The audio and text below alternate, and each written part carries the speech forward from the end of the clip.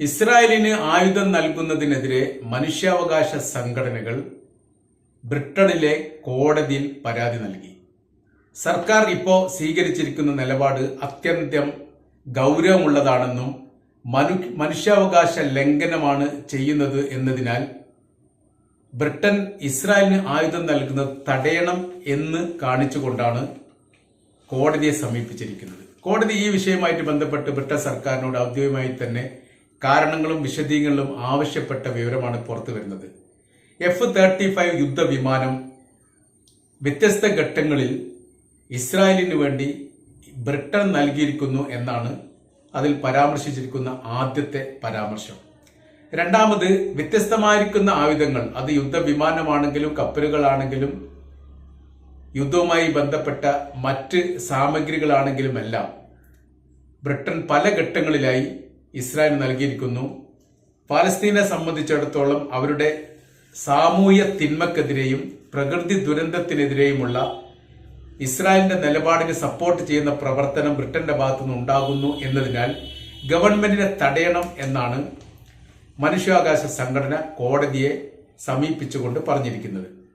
പറയുന്ന കാര്യം ഇങ്ങനെയാണ്: 15% ബ്രിട്ടന്റെ ആയുധങ്ങളാണ് ഇസ്രായേൽ സർക്കാർ വ്യത്യസ്തമായിരിക്കുന്ന മേഖലകളിൽ പ്രയോഗിച്ചുകൊണ്ടിരിക്കുന്നത്. വാസയോഗ്യമായ പ്രദേശങ്ങളിലും ജനങ്ങൾ കൂടി നിൽക്കുന്ന ഇടങ്ങളിലും കാർഷിക മേഖലയുള്ള സ്ഥലങ്ങളിലും മത സ്ഥാപനങ്ങൾക്ക് നേരെയും ഇസ്രായേലിലെ സൈനികർ വ്യത്യസ്ത സമയങ്ങളിലും ഘട്ടങ്ങളിലും ഉപയോഗിച്ചിരിക്കുന്ന ആയുധങ്ങളിൽ 15% ബ്രിട്ടൻ നിർമ്മിതമാണ്, ബ്രിട്ടൻ കൈമാറ്റം ചെയ്യപ്പെട്ടതാണ്.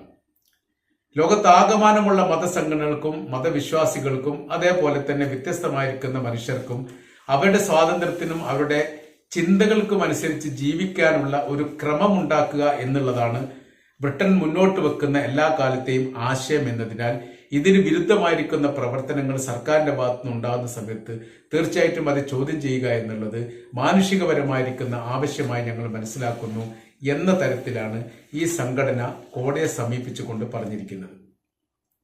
യുദ്ധത്തിന്റെ ഓരോരോ ഭാഗങ്ങളും പരാമർശിച്ചുകൊണ്ട് ആ ഭാഗത്ത് ഏത് ചേർത്തിരിക്കുന്നു എന്നുള്ളൊരു പ്രത്യേകതയുണ്ട്. വംശീയ ഉന്മൂലനം ചെയ്യാൻ വേണ്ടി യുദ്ധത്തോടനുബന്ധിച്ച് ഇസ്രായേലിന്റെ പ്രധാനമന്ത്രി നെതന്യാഹുവിന്റെ പ്രഖ്യാപനം അന്താരാഷ്ട്ര ക്രിമിനൽ കോടതിയിൽ ദക്ഷിണാഫ്രിക്ക വീഡിയോ സഹിതം സമർപ്പിച്ചതിനെ സൂചിപ്പിച്ചുകൊണ്ടും ഈ കാര്യങ്ങൾ പറയുന്നു. ആളില്ലാത്ത തുരുത്താക്കി ഗസയെ മാറ്റും എന്ന് ആ സമയത്ത് യുദ്ധത്തോടനുബന്ധിച്ച് ഇസ്രായേൽ പ്രധാനമന്ത്രി പറഞ്ഞത് കൃത്യവും വ്യക്തവും അത് ലക്ഷ്യപ്രാപ്തി കൈവരിക്കാനുള്ള ശ്രമവും ഇപ്പോൾ നടക്കുന്നുണ്ട് എന്നുള്ളത് ലോകത്തിന് തിരിച്ചറിഞ്ഞ കാര്യമാണ്. ഇത്തരം പ്രവർത്തനങ്ങൾ ഭാവിയിൽ വലിയ രീതിയിലുള്ള നാശങ്ങൾ ഉണ്ടാക്കുമെന്നുള്ളതും വംശം ഇല്ലായ്മ ചെയ്യപ്പെടുന്ന പ്രവർത്തനമാണ് യഥാർത്ഥത്തിൽ ഗസയുടെ വ്യത്യസ്ത ഭാഗങ്ങളിൽ നടക്കുന്നത്. അവിടെ യുദ്ധമല്ല, വംശീയ ഉന്മൂലനമാണ്. നമ്മുടെ ആയുധങ്ങളോ നമ്മുടെ സംവിധാനങ്ങളോ നമ്മുടെ ചിന്തകളോ ഇസ്രായേലിനൊപ്പം ചേർന്നുകൊണ്ട് ഒരു പ്രത്യേക മതവിശ്വാസത്തെയോ അല്ലെങ്കിൽ ആ ഒരു ദേശത്തിന്റെ സ്വാതന്ത്ര്യ വാക്താക്കളെയോ ഇല്ലായ്മ ചെയ്യാൻ വേണ്ടി കൂട്ടുനിൽക്കുന്നത് തെറ്റായിരിക്കുന്ന കീഴ്വഴക്കമാണ്. ഭരണഘടനാപരമായിരിക്കുന്ന നമ്മുടെ സംവിധാനത്തിന് വിരുദ്ധമായിരിക്കുന്ന പ്രവർത്തനമാണ്. ഇസ്രായേലിന്റെ ഈ ബ്രിട്ടന്റെ സർക്കാർ വ്യത്യസ്ത ഘട്ടങ്ങളിലെല്ലാം ഇസ്രായേലിനോട് അനുഭാവം പ്രകടിപ്പിക്കാൻ വേണ്ടി അവരുടെ താല്പര്യം പിടിച്ചു നിർത്താൻ വേണ്ടി ഇങ്ങനെ ചെയ്യാറുണ്ട്. ആയതിനാൽ അത് തടയപ്പെടണം എന്നുള്ളതാണ്. ഇതിനിടയിൽ തന്നെ രാഷ്ട്രീയപരമായ രീതിയിൽ വലിയ പ്രതിഷേധങ്ങളും വലിയ പ്രക്ഷോഭങ്ങളൊക്കെ ബ്രിട്ടന്റെ വ്യത്യസ്തമായിരിക്കുന്ന നഗരങ്ങളിൽ ഒക്ടോബർ 7 ശേഷം നടന്നിട്ടുണ്ട്. അത് 10 ലക്ഷത്തോളം ബ്രിട്ടനിലെ പൗരന്മാർ പങ്കെടുത്ത പ്രക്ഷോഭം പോലും യഥാർത്ഥത്തിൽ ആ തെരുവുകളിൽ ഉണ്ടായിരുന്നു എന്നൊരു പ്രത്യേകതയുണ്ട്. ലോകത്ത് ഏറ്റവും കൂടുതൽ ജനങ്ങൾ സംഘടിച്ചുകൊണ്ട് ഇസ്രായേലിനെതിരെ പാലസ്തീൻ അനുകൂലമായിരിക്കുന്ന മുദ്രാവാക്യം വിളിച്ചുകൊണ്ടുള്ള സമരം നടന്നത് ബ്രിട്ടനിലാണ്. അതിനുശേഷമാണ് യഥാർത്ഥത്തിൽ അമേരിക്കയിൽ നടന്നത്. അമേരിക്കയിൽ 3 മുതൽ 6 ലക്ഷം ആളുകൾ പങ്കെടുത്ത പ്രകടനം നടന്നിട്ടുണ്ട് എന്ന് റിപ്പോർട്ട് അന്ന് ചെയ്തതാണ്. 10 ലക്ഷത്തോളമാണ് ബ്രിട്ടനിൽ റിപ്പോർട്ട് ചെയ്യപ്പെട്ടത്. ഭരണപക്ഷവും പ്രതിപക്ഷവും സംയുക്തമായി തന്നെ നിലവിലെ ഗവൺമെന്റിന്റെ സമീപനങ്ങളും നിലപാടുകളും തെറ്റാണ് എന്ന് ആ മുദ്രാവാക്യത്തിൽ വിളിച്ചതും അങ്ങനെ അത് ലോകം കേട്ടതും അത്ഭുതത്തോടു കൂടി തന്നെയാണ് ലോകം അതിനെ വീക്ഷിച്ചത് എന്നാണ് ഈ സത്യം. അതിന്റെ കാര്യം ബ്രിട്ടന്റെ ഭരണ സംവിധാനത്തിനെതിരെ ബ്രിട്ടന്റെ ഭരണത്തോട് സാമീപ്യം പുലർത്തുന്ന സംവിധാനങ്ങളും ഭരണകക്ഷികളും എതിർപ്പ് ഉണ്ടാവുന്ന ഒരു സമീപനം സാധാരണഗതിയിൽ ഉണ്ടാവാത്തതാണ്. പ്രതിപക്ഷം എതിർക്കപ്പെടുന്നു എന്നുള്ളത് സ്വാഭാവികം. എന്നാൽ ഭരണകക്ഷിയിൽപ്പെട്ടവർ തന്നെ ബ്രിട്ടനിലാണെങ്കിലും അമേരിക്കയിലാണെങ്കിലും ഭരിക്കുന്ന സർക്കാരിനെ വിമർശിക്കുന്നത് കാണാൻ സാധിക്കാത്തതാണ്. ഇവിടെ അത് പ്രകടമായിരിക്കുന്നു എന്നുള്ളതാണ് ഇതിൽ നിന്ന് സൂചിപ്പിക്കുന്ന കാര്യം. അപ്പൊ ഇവർ പറയുന്ന കാര്യം ഇങ്ങനെയാണ്: യുദ്ധം നടക്കുന്നത് റഷ്യയിലും ഉക്രൈനിലുമാണ്. അവിടെയാണ് ആയുധം കൊണ്ട് സൈനികരും തമ്മിൽ ബലപരീക്ഷണത്തിന് വേണ്ടി മുഖാമുഖം ഏറ്റുമുട്ടിക്കൊണ്ടിരിക്കുന്നത്. 2.5 വർഷമായി അവസാനിക്കാത്ത ആ യുദ്ധം മുനമ്പിൽ നിന്ന് മരിച്ചു തീർന്ന സൈനികരുടെ എണ്ണത്തെക്കുറിച്ചോ സാധാരണക്കാരെക്കുറിച്ചോ വ്യക്തമായിരിക്കുന്ന ഒരു വിവരം ഇപ്പോൾ വന്നിട്ടില്ല. പക്ഷെ യുദ്ധം നടക്കുന്നത് അവിടെയാണ്. അതിന്റെ കാര്യം എന്ന് പറഞ്ഞാൽ 2 സൈനിക വിഭാഗവും മുഖത്തോട് മുഖം യൂണിഫോം ധരിച്ചുകൊണ്ട് ആയുധങ്ങൾ വഹിച്ചുള്ള യുദ്ധമാണ് അവിടെ നടക്കുന്നത്. നമ്മൾ ഫലസ്തീനിലേക്ക് വന്നാൽ അല്ലെങ്കിൽ ഗസയിലേക്ക് വന്നാൽ അവിടെ യുദ്ധം നടക്കുന്നില്ല. ഇസ്രായേൽ സൈനികരും അതിന്റെ സംവിധാനങ്ങളും ഫലസ്തീനികളായിരിക്കുന്ന ആളുകളെ ഇല്ലായ്മ ചെയ്യപ്പെടാൻ വേണ്ടി ക്രൂരമായിരിക്കുന്ന പ്രവർത്തനങ്ങൾ നടത്തുന്നു. അങ്ങനെ സ്ഫോടനങ്ങൾ നടത്തുന്നു, വൈമാനിക ആക്രമണങ്ങൾ നടത്തുന്നു, സൈനികർ നേർക്ക് നേരെ ടാങ്കർ ഉപയോഗിച്ചുകൊണ്ട് ആക്രമിക്കുന്നു, വീടുകൾ തകർക്കുന്നു, ആരാധനാലയങ്ങൾ തകർക്കുന്നു. അവർക്ക് അഭയം തേടിക്കുന്ന അഭയാർത്ഥി ക്യാമ്പിന് പോലും ആക്രമണം ഉണ്ടാകുന്ന തരത്തിലേക്ക് ഇസ്രായേൽ സൈന്യം അധപ്പതിച്ചിരിക്കുന്നു. അപ്പൊ അവിടെ പറയുന്ന കാര്യം, നിലവിലൊരു യുദ്ധം എന്ന് പറഞ്ഞ ഒരു രാജ്യം തമ്മിൽ 2, 3, 4 മാസം തുടർച്ചയായി യുദ്ധം ഉണ്ടായിക്കഴിഞ്ഞാൽ ശേഖരിക്കപ്പെട്ട ആയുധങ്ങൾക്കൊക്കെ അവസാനമുണ്ടാവും. അങ്ങനെ ആ സമയത്ത് ഒരു രാജ്യം ആയുധമില്ലാത്ത കാരണത്താൽ പരാജയപ്പെടുന്നത് സ്വാഭാവികമാണ്. ഇസ്രായേലിനെ സംബന്ധിച്ചിടത്തോളം അങ്ങനെ സംഭവം ഉണ്ടായിട്ടില്ല. അതിന്റെ കാര്യം എന്ന് പറയുന്നത് വ്യത്യസ്തമായിരിക്കുന്ന ലോക രാജ്യങ്ങൾ ഇസ്രായേലിനെ ആയുധമായും സാമ്പത്തികപരമായ രീതിയിലും 24 മണിക്കൂറും സഹായിച്ചു കൊണ്ടിരിക്കുന്നു എന്നുള്ളതാണ്. അതിൽ അമേരിക്ക 1-ാം സ്ഥാനം, പിന്നീട് ബ്രിട്ടന്, ഫ്രാൻസ്, ഇറ്റലി, ജർമ്മനി തുടങ്ങിയ ലോകത്തിൽ ഏറ്റവും വലിയ സൈനിക ശക്തിയുള്ള രാജ്യങ്ങൾ അങ്ങനെ അല്ലെങ്കിൽ അപ്പാടെ തന്നെ യഥാർത്ഥത്തിൽ ഇസ്രായേലിന് പിന്തുണ നൽകുന്നവരാണ്. ഫലസ്തീനും ഗസയ്ക്കും അതിനെ പ്രതിരോധിക്കുന്ന വിഭാഗത്തിന് ആരെങ്കിലും ആയുധങ്ങളോ എന്തെങ്കിലും പിന്തുണ നൽകുന്നുണ്ടോ എന്ന് ചോദിച്ചാൽ യഥാർത്ഥത്തിൽ ഇല്ല എന്നാണ് ഉത്തരം.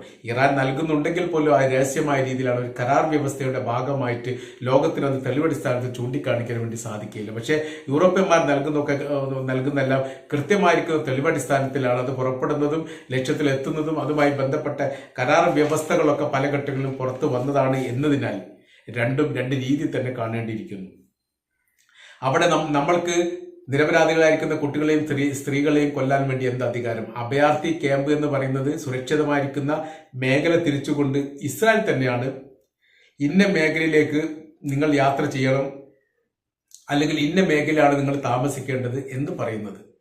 അപ്പൊ ചിലത് ആ ഭാഗത്ത് പള്ളിയായിട്ടോ മതസ്ഥാപനങ്ങളായിട്ടോ ഒക്കെ തിരഞ്ഞെടുക്കും, അതല്ലെങ്കിൽ അഭയാർത്ഥി ക്യാമ്പായിട്ട് തിരഞ്ഞെടുക്കപ്പെടും, അതല്ലെങ്കിൽ ഏതെങ്കിലും പ്രത്യേകപരമായിരിക്കുന്ന 1-2 ബിൽഡിങ്ങുകൾ, ഈ ബിൽഡിങ്ങുകൾ നിങ്ങൾ താമസിക്കണമെന്ന് പറയും. അത്തരം ഒരു സാഹചര്യങ്ങളും ഒരവസ്ഥയും പല ഘട്ടങ്ങളിലും ഇസ്രായേൽ ഉണ്ടാക്കാറുണ്ട്. അങ്ങനെ ഉണ്ടാക്കി കഴിഞ്ഞാൽ അതേ അഭയാർത്ഥി ക്യാമ്പിലേക്ക് പിന്നീട് വല്ലാതെ വൈകാതെ അവർ സ്ഫോടനം നടത്തുകയും അതിൽ നിന്ന് വലിയ മരണങ്ങൾ റിപ്പോർട്ട് ചെയ്യുകയും ചെയ്യാറുണ്ട്. അപ്പോൾ ഇത് മനുഷ്യ അവകാശ ലംഘനമാണ്, നീതി നിഷേധമാണ്, ജീവിക്കാനുള്ള സ്വാതന്ത്ര്യത്തിന് നേരെയുള്ള വെടിവെപ്പാണ്, അല്ലെ കയ്യേറ്റമാണ് എന്നതിനാൽ നമ്മളുടെ ആയുധം കൊണ്ട് നിരപരാധികളെ കൊല ചെയ്യപ്പെടുന്ന രീതിയിലുള്ള പ്രവർത്തനത്തിന് കൂട്ടുനിൽക്കാൻ സാധിക്കുകയില്ല എന്നുള്ള കാര്യം തന്നെ കൃത്യമായ രീതിയിൽ കോടതിയിൽ നൽകപ്പെട്ട പരാതിയോടനുബന്ധിച്ച് പറയുന്നുണ്ട്.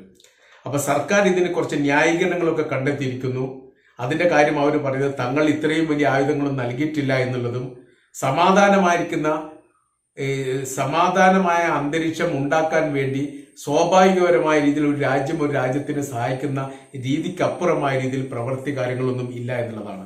എന്നാൽ പരാതിക്കാരെ സംബന്ധിച്ചിടത്തോളം അവർ കൃത്യമായ രീതിയിൽ വീഡിയോയും തെളിവിന്റെയും അടിസ്ഥാനത്തിലാണ് ഈ കാര്യങ്ങളെല്ലാം അവർക്ക് രേഖാമൂലം എഴുതി നൽകിയത് എന്നൊരു പ്രത്യേകതയുണ്ട്. ഏതായിരുന്നാലും ബ്രിട്ടനെ സംബന്ധിച്ചിടത്തോളം ഇതുവരെ ചരിത്രത്തിൽ ഇല്ലാത്ത തരത്തിൽ ഏതെങ്കിലും ഒരു രാജ്യത്തെ പിന്തുണയ്ക്കുകയോ അവർക്ക് സൈനിക സാമ്പത്തിക സഹായം നൽകുകയോ ചെയ്യുന്നത് സാധാരണക്കാരായിരിക്കുന്ന ആളുകൾ ചോദ്യം ചെയ്യുന്ന, അല്ലെ പൗരന്മാരോ പ്രതിപക്ഷമോ ഭരണപക്ഷമോ ചോദ്യം ചെയ്യുന്ന ഒരു സമീപന രീതികൾ സാധാരണഗതിയിൽ ബ്രിട്ടനിൽ കണ്ടുവരാത്തതാണ്. എന്നാൽ ഇപ്പോൾ നേരെ അതിന്റെ അവസ്ഥകൾക്ക് വലിയ മാറ്റം വന്നിരിക്കുന്നു.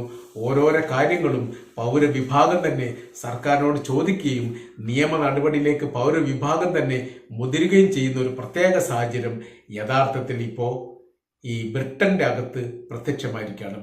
ഭരണപക്ഷവും പ്രതിപക്ഷവും അത് രണ്ടിലുമില്ലാത്ത വിഭാഗങ്ങളും സംയുക്തമായി തന്നെയാണ് ബ്രിട്ടൻ എന്ന് പറയുന്ന സർക്കാരിനെതിരെ പാലസ്തീന് അനുകൂലമായിരിക്കുന്ന നിലപാടുകളും സമീപനങ്ങളും വേണം എന്ന് ആവശ്യപ്പെട്ടുകൊണ്ട് ഈ കോടതിയെ സമീപിച്ചിരിക്കുക, അല്ലെങ്കിൽ അത്തരം സമീപനം ഉണ്ടാവണമെന്ന് സർക്കാരിനോടും വ്യത്യസ്ത ഘട്ടത്തിൽ ആവശ്യപ്പെട്ടിട്ട് പരിഹാരമില്ലാത്തതിനാൽ മറ്റു നടപടി സ്വീകരിക്കാൻ വേണ്ടി നിർബന്ധമായത് ഈ ബ്രിട്ടനെ സംബന്ധിച്ചിടത്തോളം അവർ ഇപ്പോഴും പാലസ്തീനെ കൊല്ലാൻ വേണ്ടി, പാലസ്തീനിലെ കുട്ടികളെ കൊല്ലാൻ വേണ്ടി ആയുധം നൽകിക്കൊണ്ട് ഇസ്രായേലിനെ സഹായിക്കുന്നു എന്നുള്ള ഒരു വിഷയവുമായിട്ട് ബന്ധപ്പെട്ട കാര്യം മാത്രമാണ് ഇപ്പോൾ അവർ പറഞ്ഞിരിക്കുന്നത്.